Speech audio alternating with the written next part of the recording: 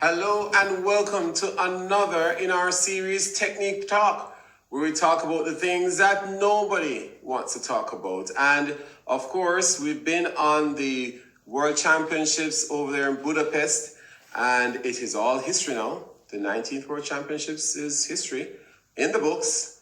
But of course, many of the issues will be discussed for a very long time. And we continue with some of those issues. And today we want to look at a particular issue that came out of the World Championships, and that was the issue of fairness versus fitness. And we want to look at it because the question arises as should an athlete who comes across the line before another athlete at the national trials be replaced sometime later by another athlete who has shown better fitness, say 4 weeks later, right before the World Championships. So this is a question that many persons have posed, and it raises an issue of fairness versus fitness. And the thing about it is that it also looks at the question of the relevance of the trials. Is the trials there to select a squad or to select a team? And if in fact an individual can show fitness later, closer to the championships and replace another athlete, some persons are saying, what is the point of the trials? And those are interesting questions. And of course, this is something that we have to discuss. But of course, the trials are set up with specific selection criteria, and those are made public. However, when the athlete who crosses a line before another athlete fail to show the same level of fitness, or some other athlete has surpassed them in terms of fitness, what do you do? And so this is a really interesting question. And then the question is, the other question is the trials a gateway to be selected to the team, or is it just another stop on this journey? And that's another interesting question. And that, of course, depends on the coach and the particular athlete and what their goals are. In fact, some athletes may very well see the trials as just another stop, another meet on their way to bigger things, the World Championships or even the Diamond League circuit. So the trials may very well just be another stop. And in fact, if that's the approach, then of course the athlete may not be at their best when the trials are being held. So the athlete would not necessarily be prepared specifically to demonstrate their best fitness at the trials. So how about the issue of the training program design? I mean, if the athlete is being prepared to perform at their best at the trials, and the trials is a means through which an individual is going to be selected to the team or the squad, then wouldn't the training program be so designed that the athlete is at their best? If the athlete's best is demonstrated after the trials, one could suggest that maybe there is an error in the training program, that in fact the training program was not able or did not prepare the athlete to be at their best at the championships, which would be in July. So that's actually an issue. Should the athlete peak at trials or should they peak later on? And peaking is a deliberate strategy, deliberate plan on the part of the coach to reduce the workload, the volume, and increase intensity, and have the athlete taper off to deliver their best performance at a time. So how it works, the properly designed training program works from the target meet backwards. So you decide which meet do I want the athlete to be in their best shape, or to demonstrate their best fitness? When do I want them to really show up? And so you have to then plan backwards from there with your various cycles and choosing this specific date or competition that you want the athlete to be at their best. So in this case, the national trials would be in July 6 to 9, and the World Championships in Budapest would be from August 19th through to 27th. So, which do you choose to have the athlete be at their best? For the athlete to demonstrate their peak performance. And so you work your way backwards. And that's how it's actually done. Now, the athlete who underperforms at the trials and later on show improved performance, that may very well be suggesting that there is a flaw in the training design. If in fact the intention was for the athlete to peak at the trials. Now, I don't know how many athletes would have the luxury of not having or not being in their best shape at the trials. It's very competitive in almost all the events, and it would be a huge gamble on the part of that coach to not have the athletes be at their best and then expect that their 90% readiness or their 80% readiness or 95% readiness is sufficient to make the team and beat the other persons who are also contending, knowing that the strategies for various persons would be different. So it would be a particularly risky approach if that were so for the athlete. But if the athlete underperforms when they had intended to demonstrate their best fitness, that actually is an issue that the coach and the athlete would just have to face it and walk away with knowing that it just didn't happen. The plan just didn't work. But it's actually, if you decide that you want to peak at the national trials in July and then peak again at the World Championships in August, that's pretty difficult to achieve. Most persons who are technically knowledgeable in this area would tell you that that's very difficult to load and offload, and the time period is just too short. But persons may very well try it. And in fact, some of the athletes that you might see perform better at the World Championships than the trials may not have actually been prepared to peak at the national trials. So that is something that you have to look at. But the other approach, instead of having the person peak again, the other approach would be to have them peak at the trials and then maintain their fitness through to the World Championships. And maintaining your fitness is a little bit less challenging than to peak again. And maintaining the fitness would really depend on which fitness components you want to maintain during that period of time. I mean, you have to know, in fact, how does the particular fitness component degrade with time or with less input. So you look at speed. How long does it take for an individual's speed to degrade, for them to lose speed? And you look at their power, their strength, the endurance, or the speed endurance.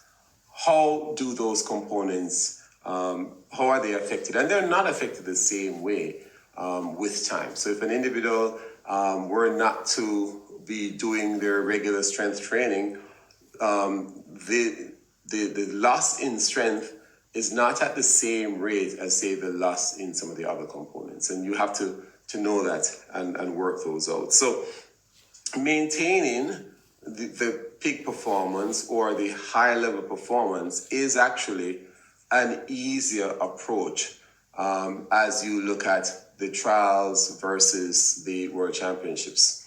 So, of course, we know that the athlete's performance at a competition is also based on how the athlete executed the technical skills for the particular event. So we know that an athlete may very well not have executed based on the intention at the trials, and therefore their performance was really reflecting how they executed and not really what their fitness level would allow them to do. And therefore, because of that, you could very well see an improvement in the performance of the athlete post-trials, because between the trials and the World Championships, they would have assessed and looked at the technical difficulties, the technical issues, and seek to correct those. And those can be corrected within that 4-week period. If your start was bad and you stumbled out of the blocks, those things can be fixed. If you weren't holding your drive phase, those things can be fixed. Those are technical things that can be assessed and corrected in a short period of time with the proper number of repetitions and so on. The person might have even fouled their biggest throw at the trials. And so the performance that was used as their best performance was less than what they could actually do. So they might fix that and recover properly in the power position, and therefore they were able to deliver a longer throw at the World Championships. So when you look at it, some of the technical maneuverings may very well result in an improved performance if, in fact, some of that was due to the technicalities of the event. The person might be a hurdler and knocked a couple of hurdles, and so you find that in clearing the hurdle and be more efficient in the hurdle clearance, they may very well produce a better performance. So we know that technical improvements between the trials and the World Championships may very well lead to improved performance. How the individual may have executed in a 400 might be better after trials based on the lessons that they learned, and they've been trying to run it a particular way and they were unable to execute it, and therefore their performance at the trials was really reflecting how they executed and not really their fitness. So in fact, you can have an improved performance due to the technical improvements or the execution of the athletes. We know this. However, if the trials is the means through which the team will be selected, and you didn't execute at the trials based on the intention, who is to take the blame? Who is to sit down and have a moment of silence, so to speak? That actually is a very interesting proposition. The failures are also in the inability to execute based on the plan. And we want to make sure that that is understood and appreciated in part of the discussion. The other thing too is that even if you're looking at improved performance, you want to see athletes performing post-trials. There are some athletes who may never perform after trials before the World Championships because it's just not their strategy. It's not the intention to participate in any other competition because the philosophy might be that training or competition interrupts my training.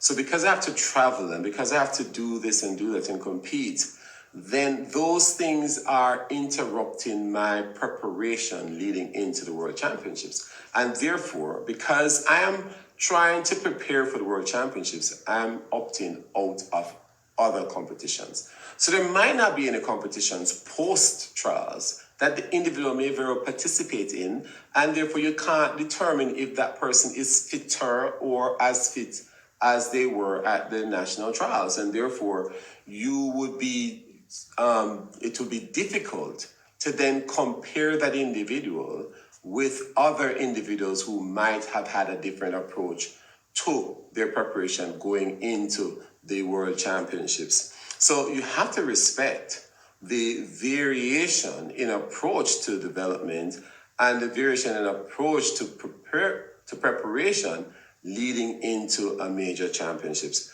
There are various ways, and none is right and none is necessarily wrong. But we're looking at this issue of the fairness versus the fitness. So should an athlete be peaked for trials or not? We can't make any policy about it, but the competitiveness of the event and the general fitness level of the athlete and the goals for that athlete would inform whether the athlete is peaked for trials or not. And that is an interesting concept, and the coach and the athlete has to make this determination before, knowing that there will be a gamble if the athlete is not in their best. And people will expect that athletes will show up in their best form. In fact, I believe that meets leading up to a major championships aren't necessarily giving you any good information as to how fit the individual is, because unless you know what they're doing in training, unless you know what the goals are, you can't really interpret the performance of the athlete at a meet leading up to a major championships. But the performance in the major championships is what you use to then determine whether in fact the plan was successful. So athletes who don't have that luxury of showing up not at their 100% at trials and still make the team, they are few and far between. The other thing too is that there are some athletes who don't have the requirement of a trials. It's just based on their situation, maybe because of the country that they're from and the number of persons in those events, they're not staging a trials to select the team.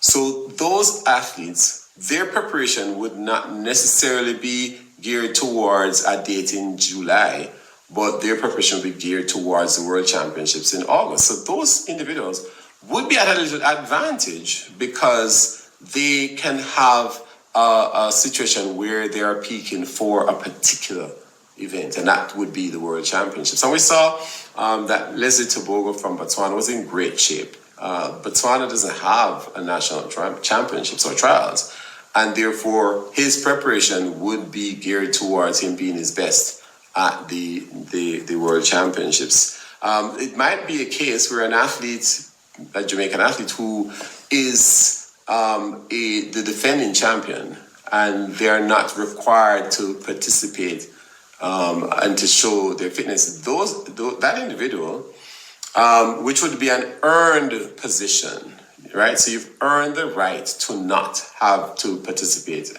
at the trials as a way of getting into the championships. That person is also at an advantage in that they would be able to have their preparation geared towards the World Championships specifically, without having to struggle with this technical challenge of peaking twice within a very short time. So we want to put that out as well.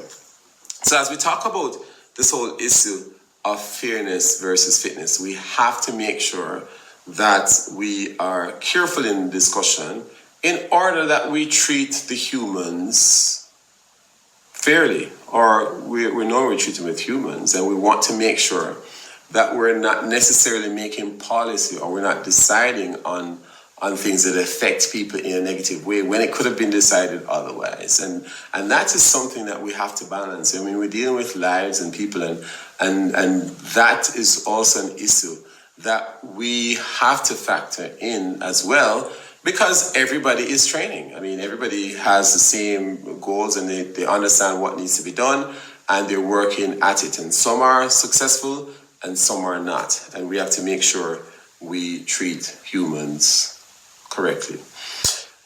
Performance is key. But when?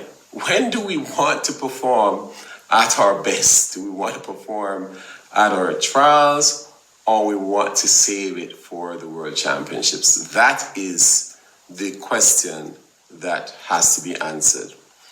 And so as we continue the discussion, we have quite a bit to unpack. How it will inform policy, how it will inform some of the decisions that are being made. But when we're looking at fitness and we're looking at fairness, we have to make sure that we balance them correctly. Thank you for tuning in to our talk. Make sure you subscribe to our channel, that you might be advised when a new video is posted. Please share it and tell others about it. Thank you for tuning in. Have a great day.